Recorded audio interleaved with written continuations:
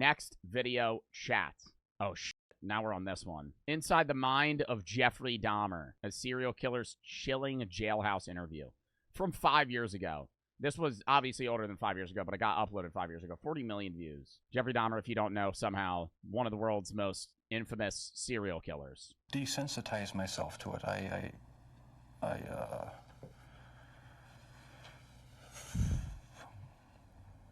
I don't know, I went to great lengths. He is pure evil, but you'd never know it by looking at him. But when you hear him, that's another story. His killing field was Milwaukee, and he got away with murder for more than a decade. But how could any of this happen? For the first time ever, Nancy Glass is here. What is happening when it glitches like that? The world of Jeffrey Dahmer. Bill, when I sat down opposite Jeffrey Dahmer for this interview, I wondered what he would tell me, how hard it would be to get him to discuss his horrific crimes. What I found was that he was very forthcoming. He volunteered. Bro, that's why we gotta act professional? You know, I don't want to diss newscasters, and I know this is a while ago, but why do we gotta go? I was wondering how difficult it would be for him to open up to me, but he was very forthcoming about how the murder. Bro, say, yo, Shelly, how was that? Yo, that was crazy, bro. I was 3 feet away from Jeffrey Dahmer, dude. That was nuts. I was asking him. I didn't think he would get into it, but he started talking about how he had people's heads in boxes and shit. That shit freaked me the fuck out. Stop asking, like, bro, that shit's like, why do we gotta act professional? Be like, dude, I just interviewed a fucking serial killer. That shit was nuts. He was very forthcoming. He was very forthcoming. He was actually quite nice to me, and he gave me a lot of info that I think you guys are gonna want to see. Fuck off. Volunteered details that may be difficult to hear. I began by asking what he wanted from the men he picked up. I had these obsessive desires and thoughts wanting to control them, to, I don't know how to put it, possess them permanently. Yeah, he used to inject shit into their brain to make them a fucking zombie, dude. That's why you killed them. Right. Not because I was angry with them, not because I hated them, but because I wanted to keep them with me. Wow.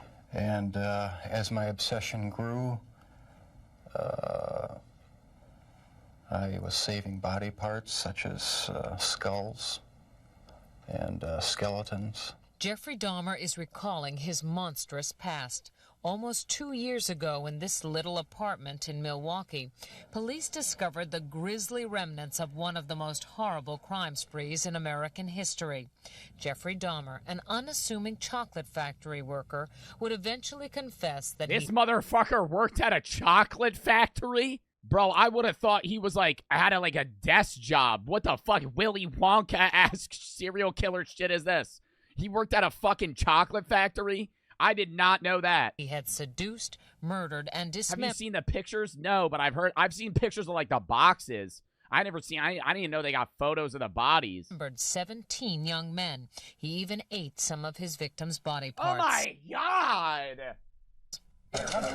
He instantly became the center of worldwide media attention. A serial killer unmasked. There were protests and press conferences in Milwaukee as people tried to understand how this could have happened in their midst. How did Jeffrey Dahmer get away with murder after murder for 13 years? How did a boy born into... Dude, for 13 years is nuts, too. You know how many serial killers probably got away with it, too? I'm not saying today's terms, but, back then.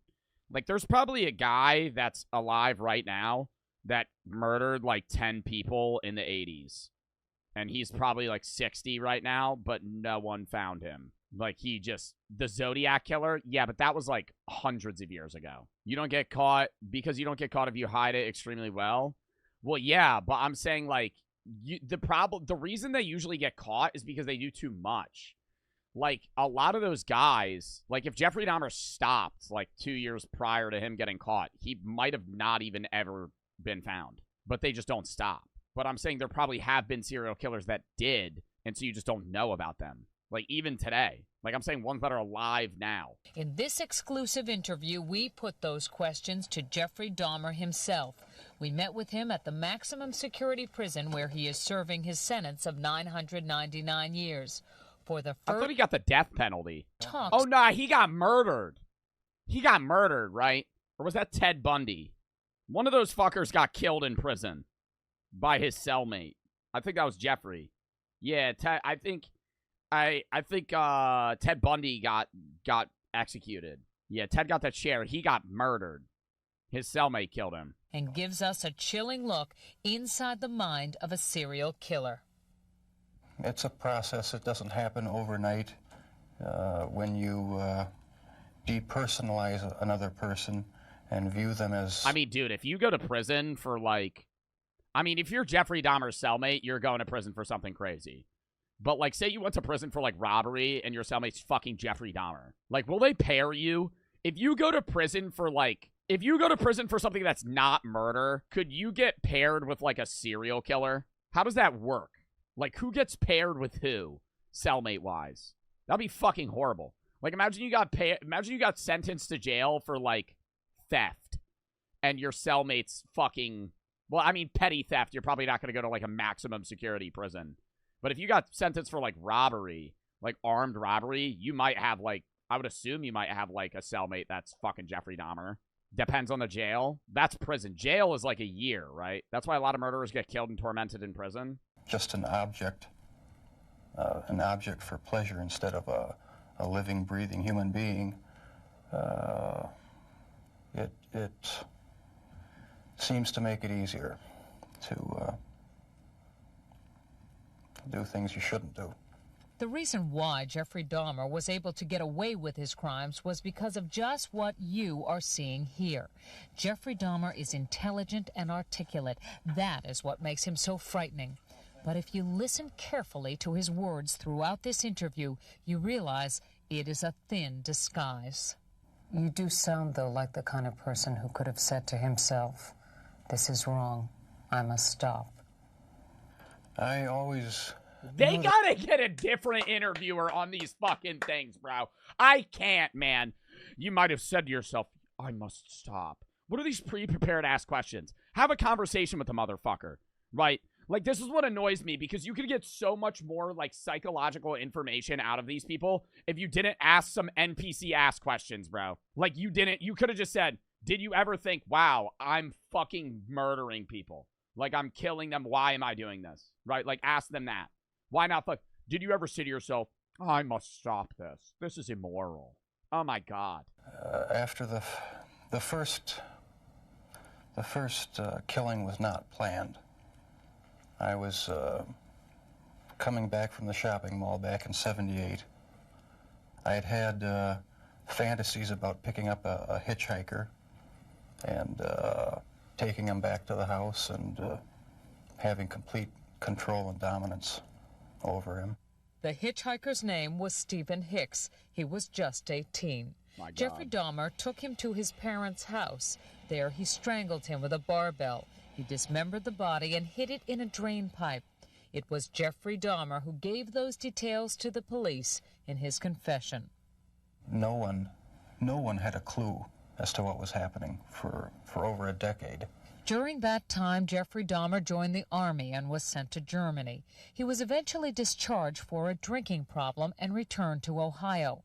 9 years after Stephen Hicks' murder, the killing began again. What happened to you in the 9 Wow, years he waited 9 years. in between that you were able to stop, that you were able to control yourself? Oh my God, I can't, bro. I can't. I'm getting mad. I'm getting mad at these fucking stupid fucking questions, dude. Holy, just how they're wording it, dude. Oh my God. What happened where you were able to stop and you were able... Bro, just say it. Just say it. Yeah, acting like he's a toddler. Bro, like he's a fucking grown... He's like 40, bro. He's a grown-ass man who fucking decapitated and hid people's body parts and ate them. And you're like, so you were able to do this? Were you at all upset that, you know, you weren't killing people for a while? There was just not the physical opportunity to do it then. And I started, when I moved to Milwaukee in '81, I started reading pornography, going to the bookstores. Eventually that led to frequenting the gay bars. And then one time I brought this young man back to the hotel room, the Ambassador Hotel.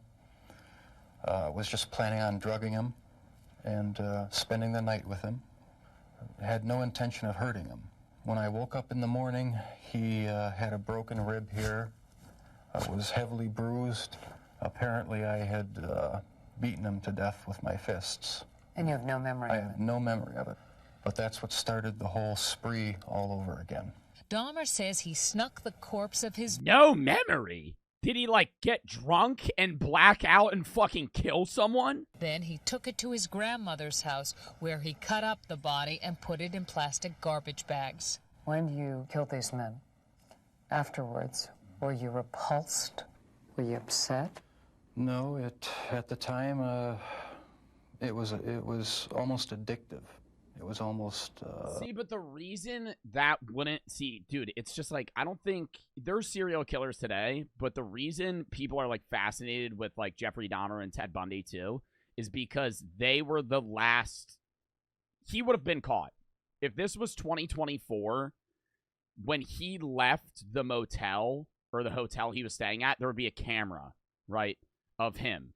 There'd be a camera of him and that guy going into the hotel room and only him leaving. Immediately, they would be like, okay, it's you, right? Like, you fucking killed him. A surge of energy. I wouldn't have to worry about any of their needs or anything. After 9/11 is when everything switched. I don't even think it was 9/11 specifically that made that change. I think it was just technology. 9/11 made that change for sure in airports and then some levels of, like, handling crime. But more so just the capability to have access to, you know, Wi-Fi and the internet and film and shit. Dude, there's fucking... You getting away with murder now comparable to fucking 1940s or 50s. Dude, when your grandparents were, like, your age, you could probably walk down the street, shoot somebody in the head, and walk away, and it would take them 2 months to figure out who the fuck did it. Like, they would have no idea, right? Nowadays, five days max, they're finding you. 24 hours. Right, not for every case, obviously, but for the most part, when somebody gets killed today, it's like they're gonna fucking find you, right? Like, they're gonna find you so much easier than they could then. Before they had forensics, there would be somebody that would strangle somebody with their bare hands out in public and just run away, and they'd be like, I didn't catch his name. Golly, man, I mean, he looked like a Jeffrey. He could have been a fucking Frank for all I know, though. He strangled him and then ran away. I don't know where he went. And then he's just gone, right? And they just never find him. But Jeffrey Dahmer was out of control. The urge to kill had overpowered him. As police later learned, he wasn't satisfied with his victim's death. He wanted more. Why did you photograph them? It was my way of remembering their appearance, their physical beauty. I also wanted to keep... If I couldn't keep them there with me whole, at least I felt that I could keep their skeletons. And I even went so far as planning on setting up an altar with the 10 different skulls and skeletons. And what was the purpose of the altar going to be? As a sort of memorial. A point where I could, I don't know, it's so bizarre and strange, it's hard to describe. A place where I could collect my thoughts and feed my obsession. When the bodies were still in your apartment, there was no time when you would... What? He wanted to set up an altar with their skulls? See them and say, this is grotesque. What have I done? What's an altar? Like a worshiping spot. There were times, but the compulsive obsession with doing what I was doing overpowered any feelings of revulsion. This man with a quiet, almost shy demeanor became a master manipulator who was able to lure strangers he met at gay bars to his apartment. He was even able to con the police into returning a 14-year-old boy to him after neighbors called 911 upset that the child was in the street naked and bleeding. Dahmer What? He almost, like, the kid ran away and then the police gave the kid back to Dahmer. convinced the police that he and the boy were simply having a lover's quarrel. It's an intoxicated boyfriend of another boyfriend. Well, how old was this child? It wasn't a child, it was an adult. After the police left, Jeffrey Dahmer murdered that boy, Conorak Synthesomphone. This man says he had a near-fatal encounter with Jeffrey Dahmer. He wanted to take some picture of my back. He hit me with a rubber hammer on my neck. He was lucky to escape because by then the killing had become almost routine. Before you went out to pick up a man... How many people did Jeffrey Dahmer kill? 17 people? Didn't John Wayne Gacy kill like 40? John Wayne Gacy killed 33 people and shoved them in his fucking floorboards. Was there any kind of ritual you went through? I'd go to the nightclubs, drink, watch the striptease shows, and if I didn't meet anyone at the bars, I'd go to the bath clubs and meet someone there, offer them money, and we'd go back to the apartment, have a few drinks. I'd have the sleeping pill mixture already prepared. Person would drink it, fall asleep, and that's when they would be strangled. Watching the movie Exorcist III was also part of his ritual. It put him in the mood for murder. I felt so hopelessly evil and perverted that I actually derived a sort of pleasure from watching that tape. Did you like feeling evil? No, I didn't. But I had tried to overcome the thoughts for a while, but eventually I gave in. While Jeffrey Dahmer may say things today that make it seem like he understands what went on in his mind, he does not. All he can do is tell you what happened, but he cannot stop whatever it is that drove him to... What does Rooflin do? Jesus fucking Christ. It's probably what fucking Jeffrey Dahmer used. I mean, he said he used sleeping pills. Rufinol can also cause increased or decreased reaction time, impaired mental functioning, judgment, confusion, aggression, loss of memory, excitability. It's a muscle relaxer. Do you still feel those same urges? Do you still feel that compulsion, that obsession? I wish I could say that it just left completely, but no, there are times when I still do have the old compulsions. Jeffrey Dahmer says as time went on, his mind became more and more warped, and yet he was clever enough to continue to elude police and lure young men to his apartment. We should warn you, the details are very graphic. I started having these obsessive thoughts when I was about 15 and 16, and they got worse and worse. What were your fantasies about? They were sexual fantasies of control, power, complete dominance. They became reality. Was there pleasure in that fantasy? There was excitement, fear, pleasure, all mixed together. Jeffrey Dahmer fulfilled his fantasies by murdering and dismembering 17 young men. In time, his desires became more extreme, his deeds more grotesque. Listen to him talk about the most unnatural things in the most matter-of-fact of ways. That's when you realize that none of it has touched him. I was branching out. That's when the cannibalism started. Oh my God, so casually just say you fucking ate people, dude. You ate people. Eating of the heart and the arm muscle. It was a way of making me feel that they were a part of me. At first it was just curiosity, and then it became compulsive. Then I tried to keep the person alive by inducing a zombie-like state. by injecting first dilute acid solution into their brain or hot water, and it never did completely work. Could someone like you be stopped? Could you be helped? No, I was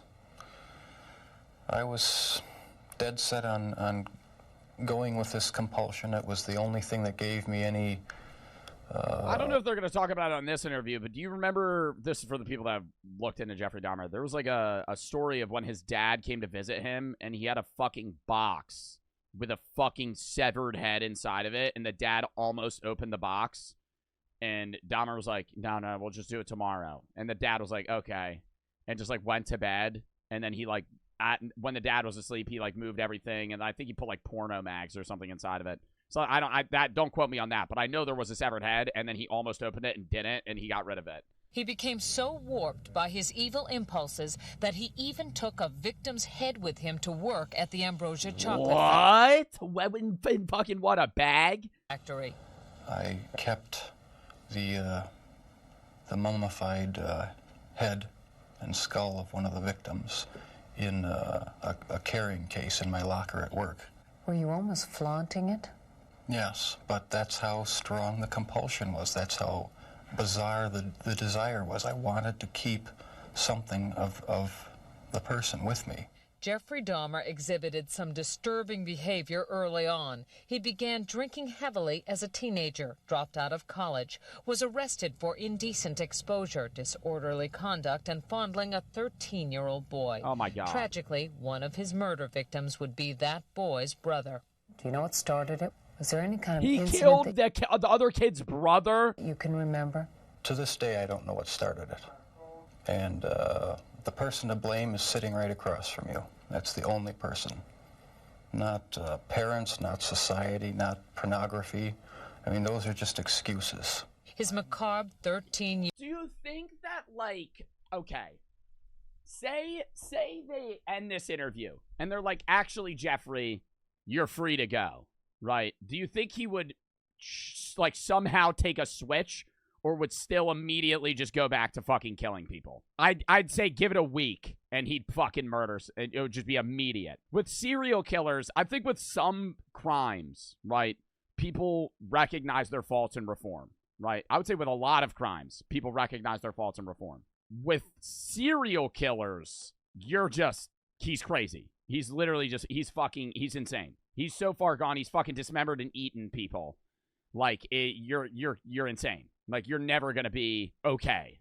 Year crime spree finally ended when this man, Tracy Edwards, brought the police to the infamous apartment. Like the others, he had gone there with the promise of money. He was listening to my heart, because at a point he told me he was going to eat my heart at that point. I hit him, and I ran. What was the turning point for you that made you suddenly realize that you had done something terribly wrong, something you should be sorry for? It was the night of the arrest. I have no memory. Bro, the night of the arrest. What? Nah, bro, not that you did terribly wrong. I feel like he was like more so like, damn, in his head, he was probably like, damn, I should have just played that out better. Of what happened during the 6 hours before the last victim ran out of the apartment. He only feels bad because he got caught. I think that might apply to Jeffrey Dahmer. But I think the idea of you only feel bad because you got caught doesn't apply to everybody. I think some people could feel like if you're somebody that like stole shit from a store, you could feel bad about it without going to prison. You could feel bad about a lot of things without going to prison. When you're a serial killer and you've murdered and eaten 17 people, I don't think there's a moment where you're gonna once you're that far in, you're not gonna feel bad about it. Like, after the first guy he killed, he might have just been like, holy shit, I'm a terrible human being, turn himself in or something. But this? Fuck no. They asked me where the key was to the handcuffs. My mind was in a haze. I sort of pointed to the bedroom, and that's where they found the pictures. And they yelled, cuff him. And I was handcuffed. And it was just the realization that there was no point in trying to hide my actions anymore. The best route was to help help the police identify all the victims and just make a complete confession. When it was revealed that most of the victims were black or homosexual, people in Milwaukee were incensed. Many felt that was why he went after them and why the police didn't seem to care when their families reported them missing. 10 of your 17 victims were black. Dude, actually, though, like, if they were white guys, the police probably would have cared more, especially in the fucking 80s. Were they racially motivated It was crimes? not racially motivated. It was not sexual preference. It was just to find an obsession. I don't think he was racist, though. No, I think Jeffrey Dahmer was just killing motherfuckers. I think it was just, who can I kill and get away with it? And with the police, though, not giving a shit. The best looking... I'm not trying to defend Jeffrey Dahmer from the racist question. I'm saying I think he was just a psychopath that would kill anyone he was capable of killing.